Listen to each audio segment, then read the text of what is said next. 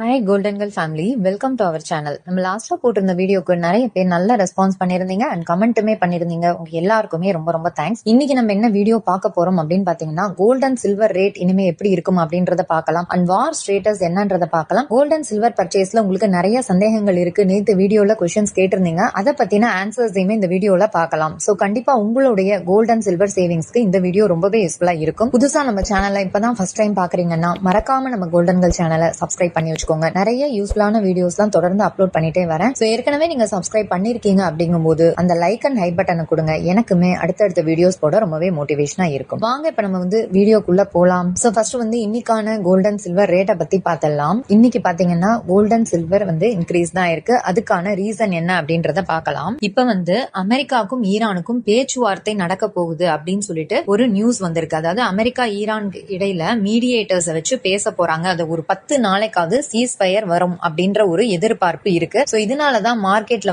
Gold price increase ஆயிருக்கு and க்ரூட்னுடைய பிரைஸுமே cool down ஆயிருக்கு. இதே நேரம் இப்ப இன்னொரு நியூஸுமே வந்திருக்கு. அதாவது ஏமன்ல ஹவுதீஸ் ஒரு அமைப்பு இருக்காங்க. அவங்க என்ன சொல்லிருக்காங்கன்னா, சவுதி அரேபியா ரெட் சி வழியா எண்ணெயை எடுத்துட்டு வர முடியாது, அதுக்கு நாங்க பிளாக்கேட்ஸ் போடுவோம்னு சொல்லிருக்காங்க. சோ இது ரொம்ப ஒரு முக்கியமான செய்தியா பார்க்கப்படுது. இது மட்டும் நடந்தது அப்படின்னா ரொம்பவே ஒரு பெரிய கச்சா எண்ணெய் தட்டுப்பாடு ஏற்படும். அப்படி ஏற்படும் போது கச்சா எண்ணெயினுடைய பிரைஸ் இன்க்ரீஸ் ஆகிறதுக்கும் சான்ஸ் இருக்கு. ஆனா இந்த பேச்சுவார்த்தை திரும்பவும் சக்சஸ்ஃபுல்லா இருந்ததுன்னா கச்சா எண்ணெய்க்கான ப்ராப்ளம் குறையலாம். ஈரானுடைய வெளியுறவுத்துறை அமைச்சர் என்ன ஒரு அறிவிப்பு கொடுத்திருந்தாருன்னா, நடுவுல போட்டாங்க இல்லையா அந்த போர் நிறுத்த ஒப்பந்தம்ங்கிறது, அது எங்களுக்கு முன்னாடியே தெரியும். அதை அமெரிக்கா எதுவுமே ஃபாலோ பண்ண போறது இல்ல அப்படின்னு. பட் உலகத்துக்கு அதை தெரியப்படுத்தணும் அப்படின்றதுக்காக தான் நாங்க அந்த டீலுக்கே வந்தோம். சோ ஆஸ் யூசுவல் அமெரிக்கா ஒப்பந்தத்தை எதையுமே ஃபாலோ பண்ணாம எல்லாத்தையுமே முறியடிச்சு அந்த டீலை ஓவர் பண்ணிட்டாங்க. சோ முழுக்க முழுக்க இது அமெரிக்கானுடைய தப்பு தான் அப்படின்ட்டு அவர் சொல்லியிருக்காரு. அதே நேரம் இன்னொரு பக்கம் பயங்கரமான தாக்குதலும் 2 கண்ட்ரீஸ்லயுமே நடந்திருக்கு. ஜோர்டான்ல 2 அமெரிக்க வீரர்கள் கொல்லப்பட்டிருக்காங்க. அதே மாதிரி ஈராக்ல ஈரான் நடத்தின தாக்குதல்ல ஒரு மிசைல டிஸ்மேண்டில் பண்றதுக்காக ஒரு அமெரிக்க வீரர் போயிட்டு அதுல அவர் பலத்த காயம் அடைஞ்சு இறந்துட்டதா சொல்லப்படுது. ஆல்மோஸ்ட் 20 பேர் வரைக்குமே அமெரிக்க ராணுவ வீரர்கள் ஈரான் நடத்தின தாக்குதல்ல பலியாயிருக்காங்க. நிறைய பேர் காயமும் அடைஞ்சிருக்காங்க. இது பாத்தீங்கன்னா அமெரிக்கால ஒரு பெரிய கொந்தளிப்பை ஏற்படுத்தி இருக்கு. இஸ்ரேலுக்காக அமெரிக்கா இந்த வார்ல தலையிட்டு அவங்க நாட்டு ராணுவ வீரர்களை இழக்கிறதுங்கும் போது அமெரிக்கா மக்களால இது ஏத்துக்கவே முடியல. இதனால ட்ரம்ப்னுடைய செல்வாக்கும் ஒரு பக்கம் குறைஞ்சிட்டே வருது. மேல மேல இவங்க எவ்வளவு அட்டாக்ஸ் பண்ணாலும் ஈரானும் தாக்கு பிடிச்சு அதுக்கு பதில் தாக்குதல் கொடுக்கறாங்க. இவங்க அவங்க பிளான்ட் அடிச்சாங்கன்னா அவங்க உடனே கல்ஃப் கண்ட்ரீஸ்ல இருக்கிற அமெரிக்காவுடைய ராணுவ தளங்கள்ல அட்டாக் பண்றாங்க. இது பெரிய லெவல்ல வார் எஸ்கலேட் ஆகுது. சோ இத அமெரிக்காவுமே எதிர்பார்க்கல. இவங்க கல்ஃப் கண்ட்ரீஸ்ல இருக்கிற அமெரிக்க மிலிட்டரி பேஸ்ல அடிப்பாங்கன்னு சொல்லிட்டு இதனால ராணுவ வீரர்கள் பலியாறத தடுக்கணும் அப்படின்னு நினைச்ச அமெரிக்கா இப்ப ஈரானை கூப்பிட்டு ஒரு பேச்சுவார்த்தை நடத்தலாம் அப்படின்னு சொல்லிட்டு மீடியேட்டர்ஸ் அப்ரோச் பண்ணிருக்காங்கன்னு சொல்லப்படுது. சோ அதனுடைய விளைவா தான் பாத்தீங்கன்னா இப்ப மார்க்கெட்ல கச்சா எண்ணெயினுடைய பிரைஸ் குறைஞ்சு கோல்டு பிரைஸ் இன்க்ரீஸ் ஆயிருக்கு. சோ அடுத்த 10 நாட்களுக்கு அப்ப கோல்டு பிரைஸ் இன்க்ரீஸ் ஆகுமா, இந்த பேச்சுவார்த்தை கரெக்டா இருக்குமா அப்படின்னு கேட்டீங்கன்னா ரொம்பவே ஒரு பெரிய சந்தேகம் தான். ஏற்கனவே இவங்க பேச்சுவார்த்தையுமே நடத்திட்டு சைட் பை சைடு அட்டாக்ஸுமே நடத்தினாங்க. சோ அப்படி இருக்கும்போது கண்டிப்பா இந்த 10 நாளுமே கோல்டு பிரைஸ் ஏறும் அப்படின்னு சொல்லிட்டு நம்மளால சொல்ல முடியாது. ஆனா ஈரானை பொறுத்த வரைக்கும் அவங்க என்ன சொல்றாங்கன்னா, பேச்சுவார்த்தைக்குன்னு நீங்க அழைச்சிட்ட அப்புறம் எங்களை தாக்குதல் நடத்தக்கூடாது அப்படின்னு அவங்க சொல்றாங்க. ஆனா இத அமெரிக்கா ஃபாலோ பண்ணுவாங்களா அப்படின்றது தெரியல. அதே மாதிரி கோல்டு பிரைஸ தீர்மானிக்கக்கூடிய இன்னொரு கண்ட்ரியா சைனா உருவெடுக்குது. அதுக்கு காரணம் என்னன்னா, அவங்க மத்திய வங்கிகள்ல நிறைய கோல்டு அவங்க அக்யூமுலேட் பண்ணிட்டே போறாங்க. சோ இதனால கோல்டுனுடைய டிமாண்ட் இன்க்ரீஸ் ஆயிட்டே போகுது. அதே மாதிரி நிறைய பேர் சைனால பேப்பர் கோல்டுனுடைய ட்ரேடிங்க பேன் பண்ணிருக்காங்க இல்லையா, அதை பத்தி சொல்லுங்க, அதனால கோல்டு பிரைஸ் இன்க்ரீஸ் ஆகுமா அப்படின்னு சொல்லிட்டு கேட்டிருக்கீங்க. சோ கண்டிப்பா அதுக்கும் கோல்டு பிரைஸுக்கும் பெரிய தொடர்பு இருக்கு. என்ன ரீசன்னா, சைனால என்ன பண்றாங்கன்னா பேப்பர் கோல்ட வச்சு ட்ரேடிங் பண்றாங்க. அதாவது பந்தயம் மாதிரி உங்ககிட்ட ஒரு 10 கிராமுக்கான கோல்டு தான் இருக்கு அப்படின்னாலும் 100 கிராமுக்கான பிசிக்கல் கோல்டுக்கான சர்டிபிகேட்டை வச்சுட்டு அவங்க ஸ்பெகுலேஷன் பண்றாங்க. அதாவது பந்தயம் மாதிரி கட்டி அவங்க சம்பாதிக்கிறாங்க. இதனால என்ன ஆகுதுன்னு பாத்தீங்கன்னா, பிசிக்கல் கோல்டு இருக்கிறதா நினைச்சு நிறைய பேர் வாங்க வராங்க. வாங்க வரும்போது என்ன ஆகுதுன்னா, அங்க பிசிக்கல் கோல்டு அந்த அளவுக்கு இல்ல. இது ஒரு பெரிய குழப்பத்தை ஏற்படுத்துது. இதனாலதான் சைனா என்ன முடிவு பண்ணிருக்காங்கன்னா, இந்த பேப்பர் கோல்டு லைக் இப்ப உங்களுக்கு புரியும்படி சொல்லணும்னா இந்த கோல்டு இடிஎஃப்ஸ் இந்த மாதிரி பேப்பர் கோல்டு எல்லாம் அங்க தடை பண்ண போறாங்க. பிசிக்கல் கோல்டுக்கு தான் இனிமே முக்கியத்துவம் கொடுக்கணும் அப்படின்னு சொல்லிட்டு அந்த அரசாங்கம் முடிவெடுத்திருக்காங்க. நீங்க என்ன அமௌண்ட் தரீங்க அதுக்கான பிசிக்கல் கோல்ட உங்கள்ட்ட கொடுத்துறாங்க. அதாவது எக்ஸ்ட்ராவா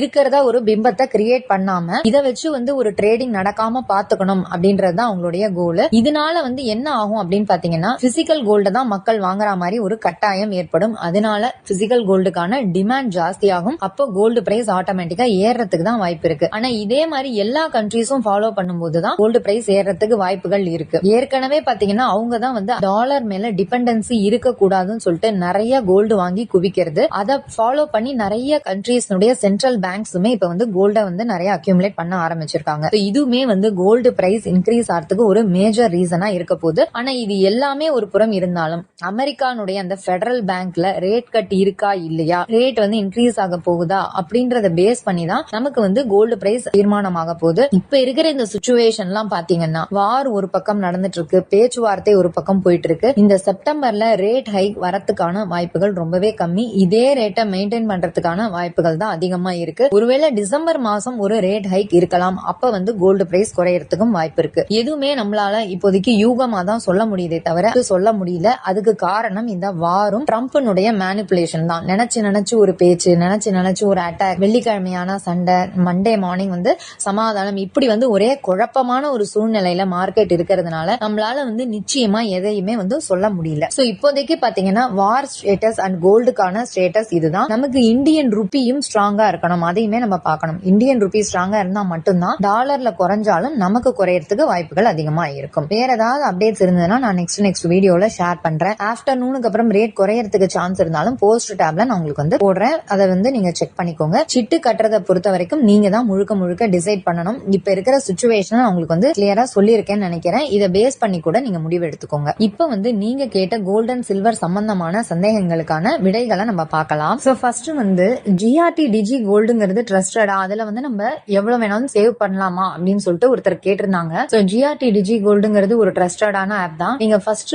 120 டேஸ்ல, அதாவது 7% போனஸ்ல எவ்வளவு முடியுமோ நீங்க வந்து சேவ் பண்ணிக்கோங்க. அதுக்கப்புறம் நீங்க சேவ் பண்ணாம இன்னொரு அக்கௌண்ட் ஓபன் பண்ணி கூட ஆட் பண்ணிக்கோங்க. சோ லாஸ்டா நம்ம வந்து ஃபுல் பெனிஃபிட்ஸோட எடுக்கணும்னா அந்த மெச்சூரிட்டி பீரியட் முழுக்க வந்து நீங்க வெயிட் பண்ணி தான் ஆகணும். நடுவுல வந்து நீங்க எடுத்துக்கலாம் ஏதாவது அர்ஜென்ட்னா, ஆனா உங்களுக்கு சேர்ந்திருக்கிற அந்த போனஸ் வெயிட் மட்டும் உங்களுக்கு வந்து ஆட் ஆகாது. சோ அதே மாதிரி இன்னொரு சிஸ்டர் என்ன கேட்டிருந்தாங்கன்னா 18 கேரட் கோல்டு வந்து ஓல்டு கோல்டு வச்சிருக்கேன், அதை வந்து லலிதால டெபாசிட் பண்ணலாமா இல்ல மங்கள்ல ஒன் டைம் ஸ்கீம் போடலாமா அப்படின்னு சொல்லிட்டு கேட்டிருக்காங்க. ஒன் டைம் ஸ்கீமை பொறுத்த வரைக்கும் மங்கல் தான் பெஸ்ட். எதனாலன்னா அங்க வந்து ஜிஎஸ்டியே நமக்கு கிடையாது. 11 மந்த்ஸ் கழிச்சு நம்ம வித்தவுட் வேஸ்டேஜ் அண்ட் ஜிஎஸ்டில ஓல்டு கோல்டு கொடுத்துட்டு நியூவா பர்ச்சேஸ் பண்ணிக்க முடியும். சோ பெட்டர் நீங்க வந்து மங்களே சூஸ் பண்ணிக்கோங்க. சேலம் அண்ட் திருச்சியில இருக்கீங்கன்னா உங்களுக்கு வந்து இந்த ஷாப் ரொம்பவே யூஸ்ஃபுல்லா இருக்கும். அதே மாதிரி ஒரு சிஸ்டர் வந்து ஒரு இன்ஃபர்மேஷன் நமக்கு கொடுத்திருந்தாங்க. அதாவது திருச்சியில ஏஜிஎஸ் தங்க மாளிகையில அவங்க வந்து ஓல்டு கோல்டை எக்ஸ்சேஞ்ச் பண்ணிட்டு புதுசா பர்ச்சேஸ் பண்ணிருக்காங்க. அப்ப வந்து அவங்களுக்கு ஓல்டு கோல்டுக்கு 3% டிடக்ஷன்ஸ் பண்ணிருக்காங்க. பிளஸ் ஜிஎஸ்டியுமே 3% கொடுத்திருக்காங்க. சோ இது வந்து எல்லாருக்குமே யூஸ் ஆகட்டும் அப்படின்ட்டு தான் நான் உங்களுக்கு இதை சொல்றேன். ஏன்னா ஓல்டு கோல்ட மாத்திட்டு புதுசா இது பண்ணும்போது உங்களுக்கு 3% டிடக்ஷன் பண்றாங்க. அப்ப கிட்டத்தட்ட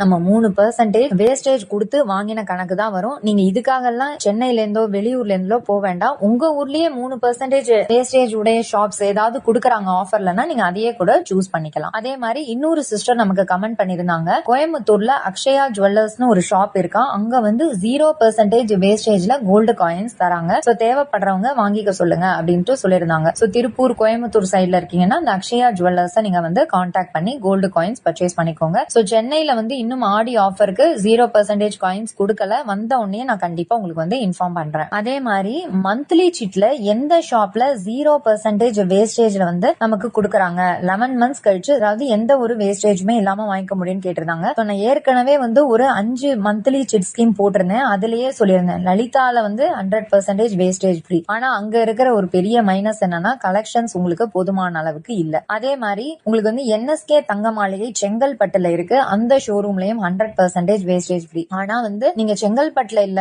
வேற இடங்கள்ல இருக்கீங்கன்னா ஆன்லைன்ல உங்களால பர்ச்சேஸ் பண்ணிக்க முடியும். அதுக்கான கொரியர் சார்ஜஸ் நீங்க வந்து எடுத்துக்கிற மாதிரி இருக்கும். கலெக்ஷன்ஸ் எல்லாம் நல்லா இருக்கும் அப்படின்னு சொல்லிட்டு நிறைய பேர் சொல்லி நான் கேள்விப்பட்டிருக்கேன். நீங்க அதை வேணாலும் சூஸ் பண்ணிக்கலாம். இல்ல உங்க ஊர்லயே லோக்கல் ஷாப் ரொம்ப வருஷமா இருக்காங்க அப்படின்னா அங்க கூட நீங்க வந்து சிட்டு போட்டுக்கலாம். பட் நல்ல பேக்ரவுண்ட் செக் பண்ணிட்டு ஸ்கீம் ஜாயின் பண்ணிக்கோங்க. இன்னொரு சிஸ்டர் வந்து கோல்டு பிளெட்ஜ் பண்ணி நான் வந்து கோல்டு பர்ச்சேஸ் பண்ணணும் அப்படின்ட்டு சொல்லியிருக்காங்க. சோ இந்த டைம்ல பாத்தீங்கன்னா வார் நடந்துட்டு இருக்கிறதுனால நமக்கு வந்து கோல்டு ரேட் ஸ்டேபிளாவே இல்ல. ஒரு நாள் இன்க்ரீஸ் ஆகுது, ஒரு நாள் டிக்ரீஸ் ஆகுதுன்னு சொல்லிட்டு ரொம்பவே ஒரு கன்ஃபியூஸ்ட் ஸ்டேட்ல தான் இருக்கு. கோல்டு பிளெட்ஜ் பண்றதுங்கிறது உங்களுடைய ரீபேயிங் கெப்பாசிட்டியை பொறுத்தது. அதாவது உங்களால வந்து ஒரு 2 வருஷத்துலயோ 3 வருஷத்துலயோ திருப்ப முடியும் அப்படின்ற ஒரு கான்பிடன்ஸ் இருந்தா மட்டும் நீங்க வந்து கோல்ட பிளெட்ஜ் பண்ணி புதுசா லேண்டோ கோல்டோ பர்ச்சேஸ் பண்ணிக்கோங்க. அதை விட்டு திரும்ப உங்களால எடுக்க முடியாது, அது வந்து ஏலத்துல போயிடுற அளவுக்கு உங்களுக்கு பினான்சியல் ப்ராப்ளம் இருந்ததுன்னா நீங்க வந்து இந்த பிளட்ஜிங் மெத்தட யூஸே பண்ணாதீங்க.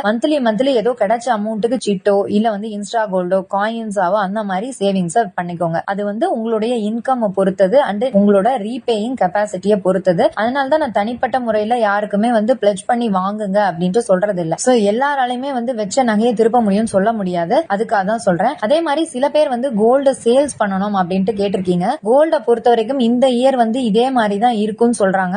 ஆனா இப்ப நமக்கு கிடைச்ச நியூஸ பாத்தீங்கன்னா சைனா வந்து நிறைய கோல்ட வாங்கி குவிக்கிறதுனால கோல்டு பிரைஸ் இன்க்ரீஸ் ஆகிறதுக்கும் வாய்ப்புகள் இருக்குன்னு சொல்றாங்க. சோ நல்ல இன்க்ரீஸ் வரட்டும். உங்களுக்கு வந்து ஒரு முன்னாடி நம்ம 15,000 வரைக்குமே பாத்துட்டோம் இல்லையா? சோ அட்லீஸ்ட் ஒரு 14,500 இல்ல வந்து ஒரு 14,800 அந்த ரேஞ்சில வரும்போது நீங்க வந்து வித்தீங்கன்னா உங்களுக்கு நல்ல ப்ராஃபிட் இருக்கும். இல்ல ரொம்ப அர்ஜென்ட்டா எனக்கு வந்து கேஷ் தேவை இருக்கு அப்படின்னா இல்ல ஒரு half ஆஃப் த ஜுவல்லரியை வந்து சேல்ஸ் பண்ணிக்கோங்க. இன்னும் கொஞ்சத்தை கூட நீங்க வந்து வச்சு வெயிட் பண்ணி கூட சேல்ஸ் பண்ணுங்க. half ஆஃப் த ஜுவல்லரியை சேல்ஸ் பண்ணிட்டு மிச்சத்துக்கு வந்து பிளட்ஜ் பண்ணி வாங்கிக்கோங்க. அதுக்கப்புறம் ரேட் ஏறின அப்புறம் கூட நீங்க வந்து சேல்ஸ் பண்ணிக்கலாம். இதுவுமே வந்து ஒரு நல்ல ஸ்ட்ராட்டஜி தான். மொத்தத்தையும் வித்துட்டு லாஸ்ல போகாம கொஞ்சம் வந்து சேல்ஸ் பண்ணிட்டு கொஞ்சம் வந்து பிளட்ஜ் பண்ணிக்கிறதும் ஒரு நல்ல மெத்தடா தான் இருக்கும். ஓகே வியூவர்ஸ், இந்த வீடியோல பாத்தீங்கன்னா நம்ம வந்து கோல்ட் அண்ட் சில்வர் ரேட் இனிமே எப்படி இருக்கும்னு பார்த்தோம். சைனானுடைய பேப்பர் கோல்டு பேனை பத்தி பார்த்தோம். உங்களுடைய கோல்ட் அண்ட் சில்வர் சம்பந்தப்பட்ட சந்தேகங்களுக்கான விடைகளையுமே இந்த வீடியோல பார்த்தோம். சோ கண்டிப்பா உங்களுக்கு இந்த வீடியோ ரொம்பவே யூஸ்ஃபுல்லா இருக்கும் அப்படின்னு நினைக்கிறேன். வீடியோ பிடிச்சிருந்ததுன்னா மறக்காம லைக் பண்ணி ஷேர் பண்ணி சப்ஸ்கிரைபும் பண்ணி வச்சுக்கோங்க. தேங்க்யூ ஃபார் வாட்சிங்.